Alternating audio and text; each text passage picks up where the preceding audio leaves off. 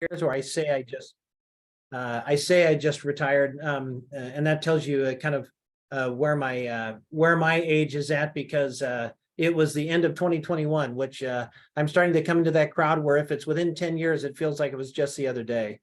And I was a flyer in the military, and thoroughly enjoyed my time, and got out and wanted to do something where I could work with a community that I believed in and wanted to give something back. And so when I tried to figure out what I was going to be when I grow up, it was the VA that kind of came calling, and here I am doing outreach. And I liked it. My wife said, well, what is it exactly that outreach does? And I said, well, I kind of shake hands and kiss babies and tell everybody how great the RCS is, and the vet center. And she's like, okay, well, keep your hair cut and smile a lot. And so with that said, I do really believe in what the vet center does. And that's kind of brought me here. And Steve Kolchinsky, I met him when I first started on this last year, and he's introduced me to a lot of brought me into a lot of the career force stuff that's out there. It's wonderful, because when I'm out and about, I see him and Joe Green and several others. And we have several vet centers throughout the state. I'm in St. Paul. There's one up in Anoka and one in Duluth, and that roughly divides the state into three. And so my primary area is the southern part, so Rochester, Mankato, and kind of everything from the Twin Cities down. And right now we're missing an outreach specialist for Anoka, so I tend to kind of split that area with a man named Andy Meyer, who's up in Duluth. His area is the north part of the United States, so we've kind of divided the middle of the state between us. So I tell you what, let me, with that, my introduction in place, let me see if I can share my screen, and let's see if we can see. There we go. All right, so we'll start with this here. Who are we? Well, and many of you have probably heard about vet centers. They really grew out of the Vietnam experience, and the kind of the peer-to-peer answer to a problem that was all of these young men and women coming back from the war that felt they had nowhere to go. And it was actually so successful that the VA stepped in, and the federal government stepped in and incorporated it into what's called the Readjustment Counseling Service, and situated it under the Veterans Health Administration. It is designed, okay, to give you the tools to thrive in your life.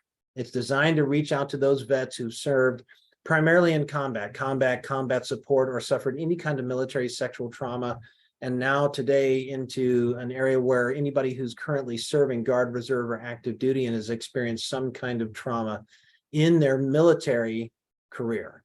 And the idea here is to give you the tools that you need to thrive, literally to readjust, okay, and to get on with your life. So it's about being able to interact with people who've not only talked the talk, but have walked the walk, because the vast majority of the men and women that are employed and work in the vet center are veterans and combat veterans themselves, and then to try to give you something that's measurable to move on to, okay? And what does that look like? Well, we provide primarily counseling. That's what we do. That's what we're here for, okay? And we work at it.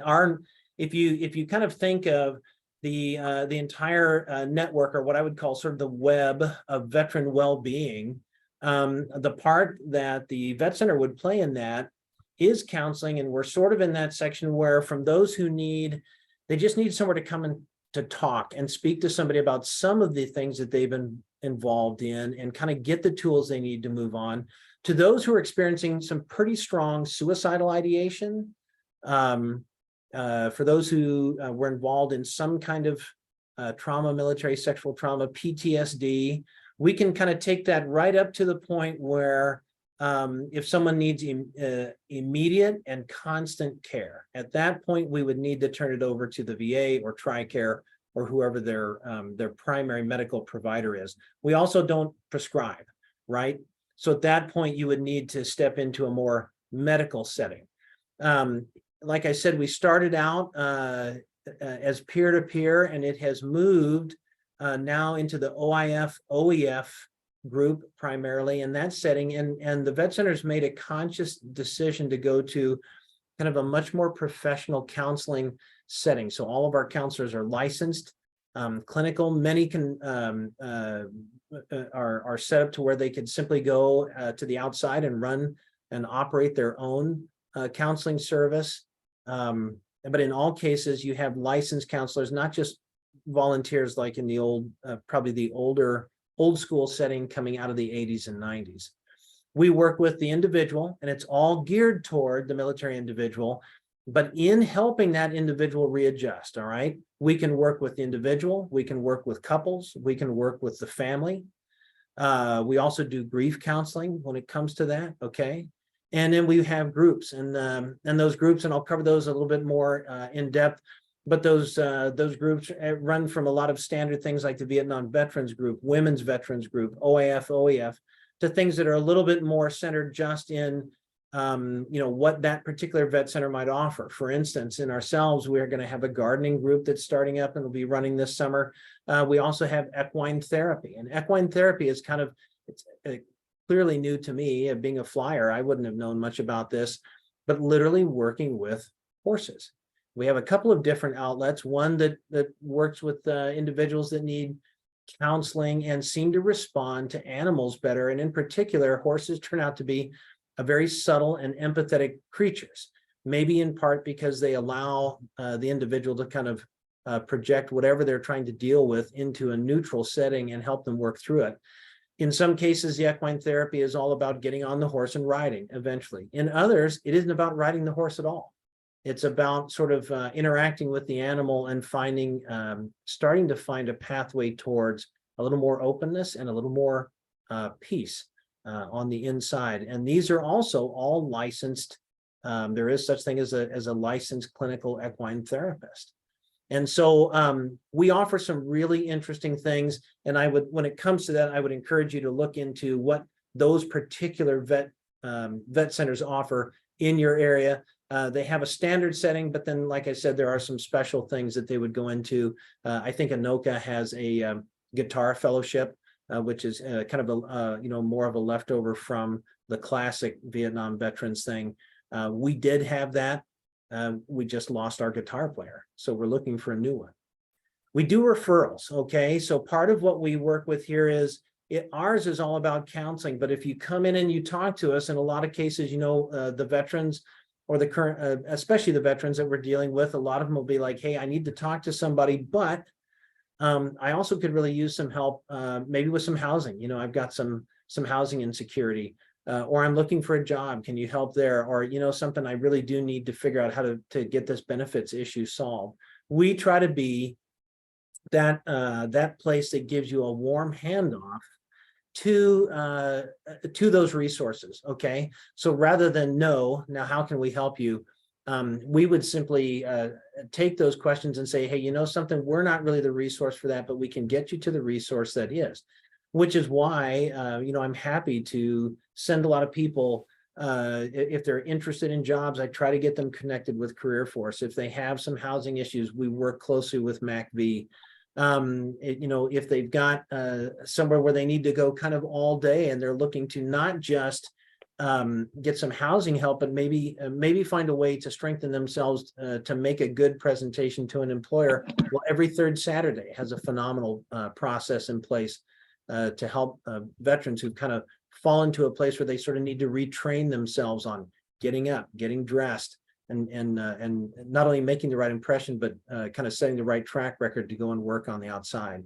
We would try to help you get to those places and not let you fall through the cracks. The other thing we do is community engagement, and that's what I'm doing here, because it turns out, and this is no surprise to any of you on the listening side, that it really is the community partners and it's the connections that you make that allow us to try to find a way to connect the availability of resources to those people that actually need it. And that was, one of the biggest things that I noticed when I first stepped into this was there is an enormous groundswell of good feelings about vets and people that desperately want to help. And then there's an enormous number of vets who need help. And it turns out that most of our time is spent trying to get those two communities together in the right way. Okay, and so part of me having the discussion here is just showing you the piece that I play. And for myself, I work very closely with the CVSOs. They tend to be a great hub to scope things out. If we're looking to get people connected with, with job and job placement, then Career Force is phenomenal. And then we also get a lot of direct input. I mean, it's really kind of great. We get a lot of employers out there who get our name, and then they send referrals in, and they're like, hey, please post this announcement. We have these jobs available. So the other thing that we find is that the best referrals that we get and the best way to find those in need is to work with you all. And so like for the VA, the VA Medical Center, they have the C box, which are sort of their satellite areas, but also and they refer a lot of folks to us. They basically get to a point like, hey, I think you're good here, but maybe you need to talk to the vet center to have sort of the longer term help with this. The same would be true of you all. So you may be helping several individuals kind of find their place in the work world, and yet along that journey they're like, I think I'm going to be okay here, but can you get me in touch with somebody who can help me with some issues at home, or can help me with some things that I just can't get past. We find that you all are really doing the yeoman's work in kind of introducing people into that overall network of care that's available. So you get to know the people that are looking for these jobs and looking for these opportunities. And when you end up sending them over our way, we really know we've got somebody who is actually a good fit. And so I in particular try to do all I can to be available, right, for discussions like this. And by the way, if you for any of you that are out there anywhere in the state, if you're going to spend some time somewhere, with the county fairs all coming up in the summer, if you're like, gosh, something, I'd like to get VA here, or I'd like to get the vet center here. Maybe Paul would come and talk, because I'm going to be doing something with Career Force there. Let me know. I'll come out. That's what I do. And this is where we make the best, I think, bang for the buck, is making sure the stakeholders know, the community members know what is available to them. Easier than going from just one vet to one vet to one vet. All right. Core benefits, a welcoming environment. Okay. And that's just from the beginning. This is a place, if you're a veteran or currently serving, or you're part of that veteran's, extended family, this is where you belong. But in particular for the military member, if you're looking for a place to come in and you need somewhere to find those tools or find those people to talk to, that's what we offer. And it's a community of support. Okay. And like I said, over half, in general, the readjustment counseling service, over half of the members that work there are military veterans themselves and combat veterans, but almost 100% either come out of military families, or like our particular director, Judith Huerta, she is not only from a military family, but then she worked on the civilian side with the DoD. And so we not only have walked the walk, and I'll invert this, we not only have walked the walk, but we know how to talk the talk. And it turns out that a lot of times, and I'm sure you all have seen this, veterans love sitting down and talking to somebody where the first thing they don't have to do is spend a few hours on acronyms. They just talk to somebody who knows, and so when they meet somebody and they say the DoD, or they say something like that, and the other person just nods and they know, it's just sort of immediately you feel a lot more at home. And so part of it was just trying to create a space where the first hurdle isn't just trying to be understood. Okay. And practical and therapeutic services. So like I've listed before, we've got several groups that are out there. Now I would just caveat with the way we like to do this is, and it's particularly become an issue since COVID. We don't go with huge groups. So no one would ever walk in as if they would walk into an AA meeting and sit down with, say, 25 to 50 to 100 folks. You're usually talking about groups of less than 10, probably 6 to 8. If you needed to double up the groups, then they would.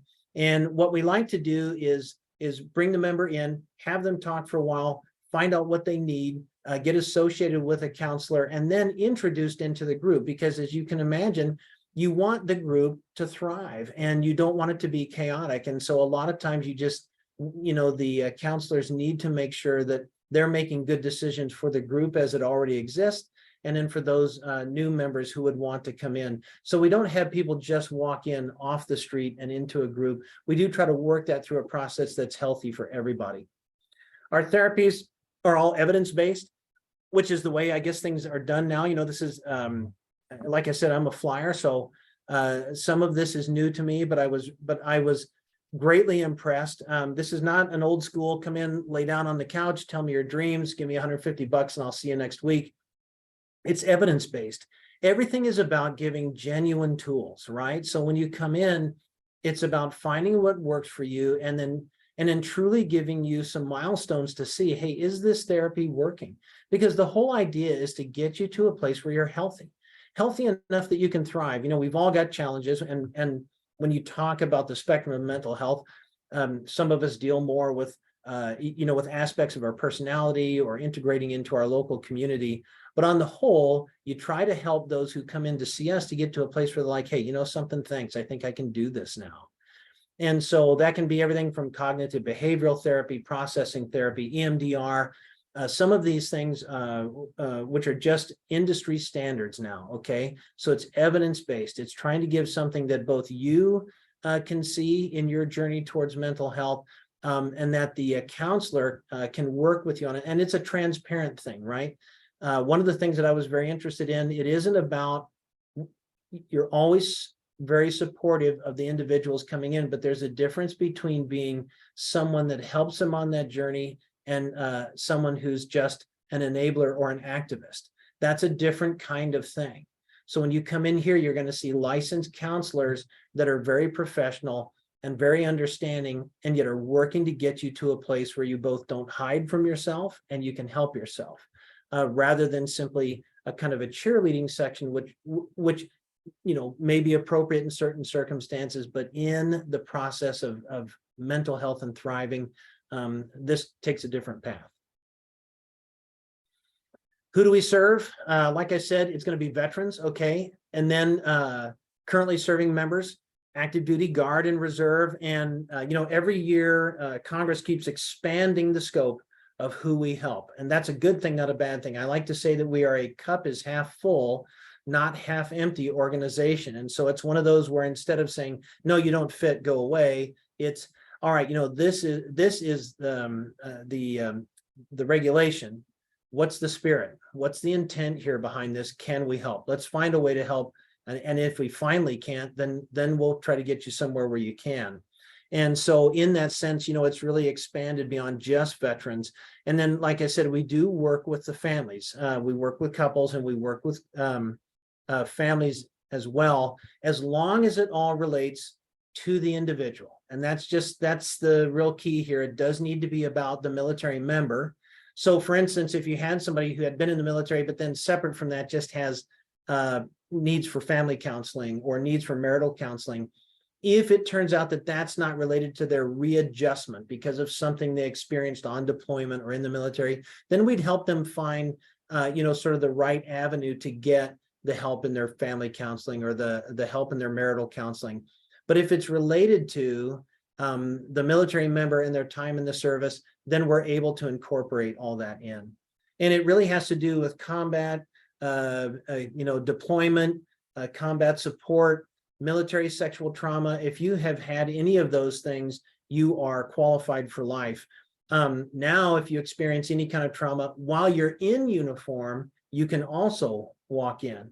The only area that becomes a little bit difficult is if you have experienced some trauma but not MST, and you haven't deployed, and if you're a guard member, you haven't done something stateside like helping with the George Floyd mobilization, which was a really big deal, and help expand the reach of the vet center after that summer where a lot of that was going on, and we had military members who were like, hey, you've got to talk to me about this because this was not what we were expecting, to those who are mobilized, say, to help with a natural disaster. If it isn't something like that, once you leave the military, then it would be up to the center director to say, hey, let's continue this if you need our counseling services.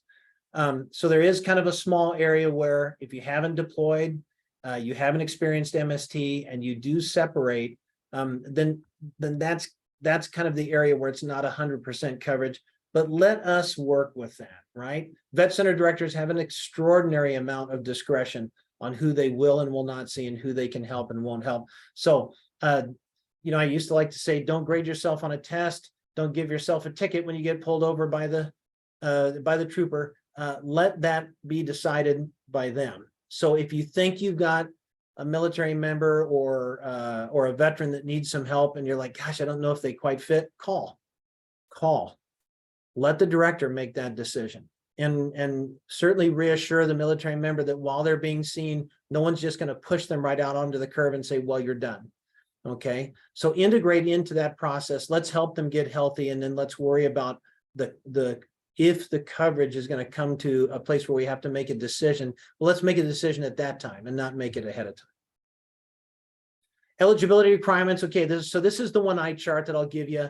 And the only reason, like if you look at our brochures now, they just give you a QR code, is because these list of eligibility requirements just keep expanding, and they keep opening the door wider and wider. What this really does is if you go through it, it just breaks it down that really anything from MST to deployments kind of is the blanket coverage, and it's just how they define, what that means. Everything from mortuary services and direct help, even those who have been, we've got coasties, right? If you've been on any kind of direct drug bust. So it's a pretty wide open setup. If you think you've got somebody that could use the vet center, they probably can.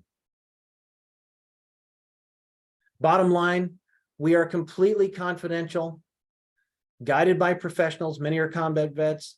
There is no cost involved here, okay? So they don't have to figure out how they're going to cover it with insurance. If you're qualified, there is no cost. There is no time limit. What I mean by that, again, if you deployed, if it was MST on the whole, okay, so I would say the no time limit does come with one small asterisk. But for instance, we have Vietnam vets come in and they're in their 70s now, and they're like, hey, something, I thought I was fine. Family's fine, kids are grown up and gone, everything seems to be okay, but I just can't quite get past a couple of events that I experienced. Can I come in and see somebody? Absolutely. That's what we mean by no time limit. If you're qualified in those categories, you can come in when you feel like it's the right time to come in. You don't need to be enrolled in VA healthcare, and you don't need a service-connected disability. And when I say that you're completely confidential, I mean that. We have access. For instance, if you're a vet, you're being seen by the VA, we can pull those healthcare records. For being seen by TRICARE, we can reach out and get those things, okay? They cannot do the same in return. If you're coming to see us, we can't even tell your loved ones that you've been here unless you specifically authorize your employer or your medical provider or your immediate family to know. If you do those things and you simply make that known to the counselor, hey, these people are allowed, okay? And it's in writing, so it's not verbal. And this is something that ends up being a really big deal, in particular for those who are still serving. Okay, so we have a lot of Guard members that come in and they're like, look, I'm not a risk. I just need to talk to somebody about this. If you've given me the equipment and you've given me the training, just give me a little bit of the psychological help. Let me just talk to somebody so I can keep going and I can keep up and keep running with my team here. I just don't want it to sidetrack my career, because I don't think that's the issue. So that's what we provide for those who are currently serving, is genuine confidentiality. And finally, like I said, we're here in St. Paul. This is me. I put it in extra big letters because I'm so proud of it. Normally you would call during the day. If it's after hours, there is an answering, and on the weekends there is an answering service in St. Louis. They make sure that your information gets forwarded to us and we get back to you. There's also out in Anoka a vet center. Craig Towle is the director out there, and then up in Duluth.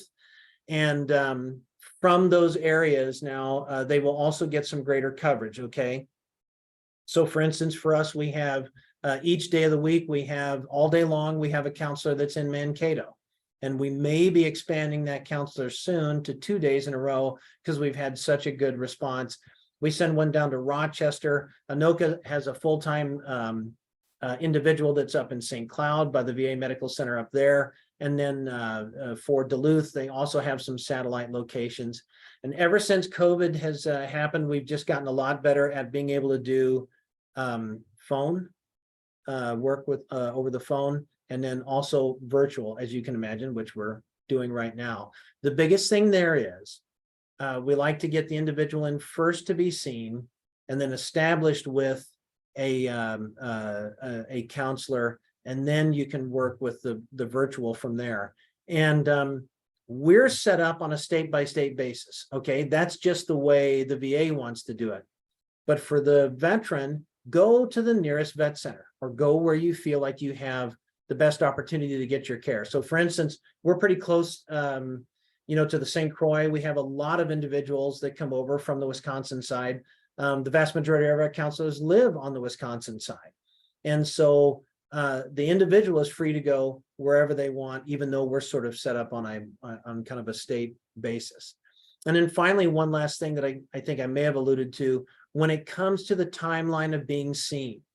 Okay, right now I know that there is a great need and probably a better utilization of resources than there ever has been, right? So a lot of the stigma is starting to drop on getting the help that you need for mental health. Well, the one thing that's followed on from that, though, is there's a backup. And so a lot of times when veterans and their families are looking for help, especially for counseling, you're looking at, well, anymore, a 3 to 6 month wait before you're seen. Here in the vet center, and this is both what we try to do, but the vet centers as a whole, when you call in and give us your information, this is who I am, this is what I'd like to, talk to somebody about, and I think I fit, this is my DD-214, or this is my military ID. I take your information, it goes to Judith. She's our director, and she will try to call you within 2 to 3 business days, okay? So she will get back to you right away and set up a time to see you. And we try to get you into the vet center within 2 to 3 weeks. So we try to contact you within 2 to 3 business days, and then we try to get you in to be seen for your initial intake within 2 to 3 weeks, and then integrate you into being able to see a counselor. And the way it works with us is it's set up to be seen usually twice a month. It can be weekly, but primarily we see our clients every couple of weeks, which is why we sort of fit into that counseling area where you're not talking about those who are at such a risk or at such a need where it needs to be sort of a daily, constant monitored care. You do need to be at a place in your life where you feel good enough where it's like, no, I need to talk to somebody regularly, but I don't need intervention. And so that's kind of, that is the vet center, a little bit more than a nutshell, but that really kind of gives you the arc of what the vet center has to offer. And at that point, I think I'll come off of the slideshow and try to bring my face back up here and answer any questions you have.